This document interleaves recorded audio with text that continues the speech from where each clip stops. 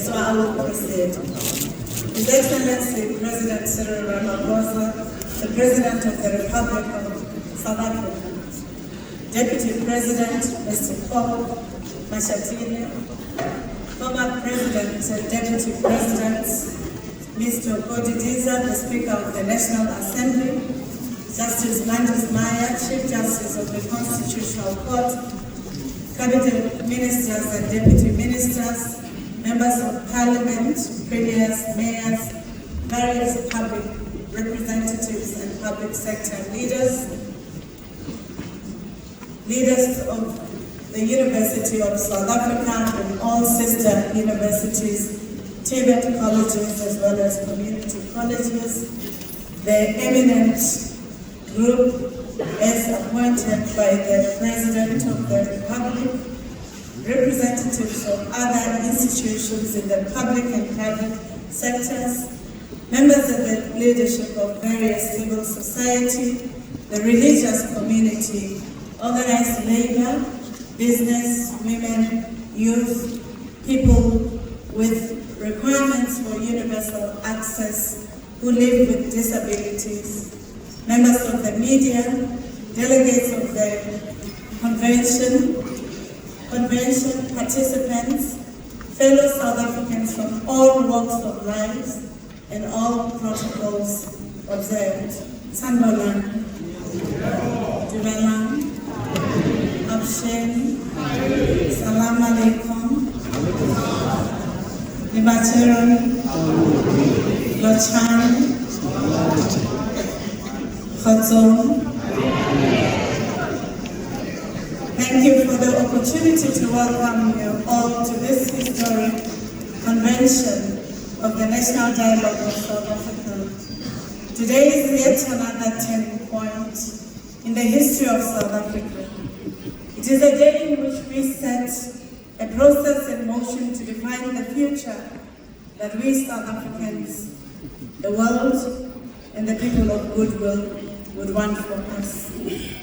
A process that will culminate in a comprehensive national dialogue in which all South Africans can remake the South Africa of their dreams.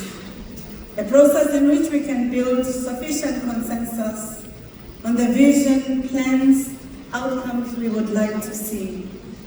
A process that can help us to reclaim our futures and the outcomes we would like to see. It will also be a process that can help us to reclaim our futures in respect to peace, human dignity, happiness for all.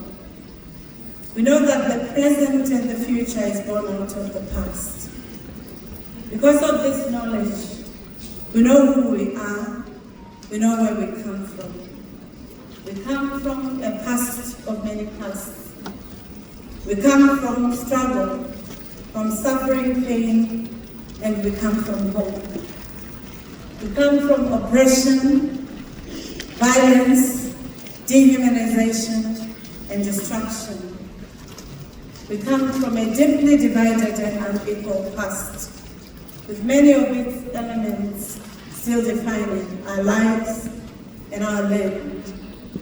And yet at the same time, it is through the struggle that we can triumph over the evils of colonialism and apartheid. We do not only come from dispossession, poverty, and exclusion.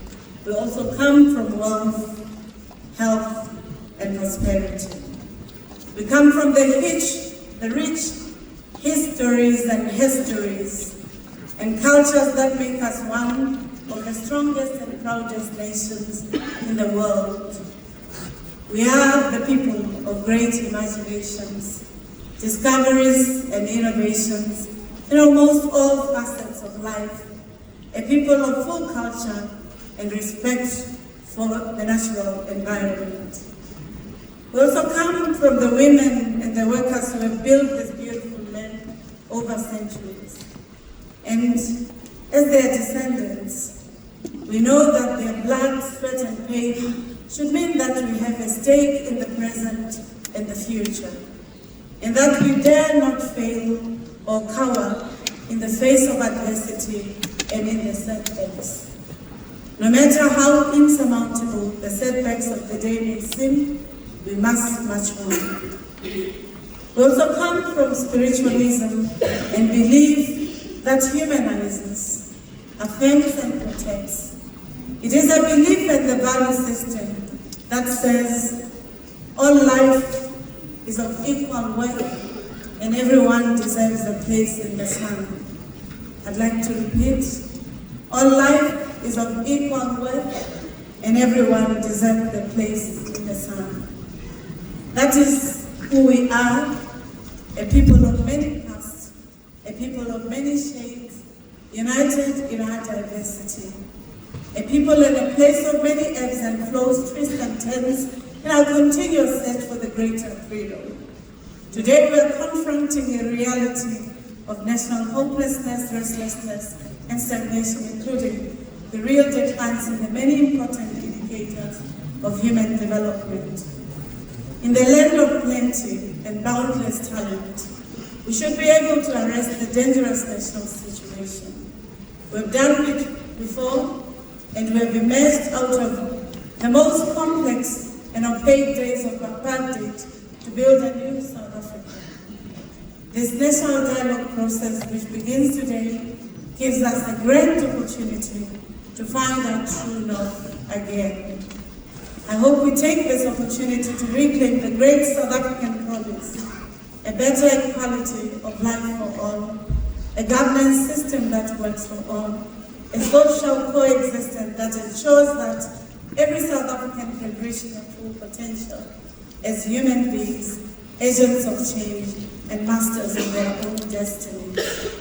As the University of South Africa, we're truly honored and excited to be chosen as the seat of the first national convention that seeks to rebuild, reconnect, and reclaim the South African promise. In a true African spirit of Ubuntu, we believe that talking begins from the I. In order to talk, listen, and understand the next person, both friend and foe, you have to see them first. They must exist, and you must exist. And in this instance, the I is not the literal I. It is the heart and the imagination of what it means to be human together. The humanity of all parties must be affirmed, and then what follows is the sharing of ideas, of space and imagination about the past, the present, and the future, so that we can co-create life, nurture the environment, and produce the technologies that make life possible under the sun, including humanizing civilizations. It is for the same reason that women, children, and people of Palestine, Sudan, the Democratic Republic of Congo, Ukraine, and or Russia must first see each other before they can talk and find lasting solutions to peace, development, and prosperity. It is when we see each other, when we see the humanity in each other, that we would be able to reaffirm that we are inextricably bound together, and therefore the future that we must co-construct must be for the benefit of all, our government, our civil society, our public sector, our private sector, and all intersecting sectors to ensure that we reclaim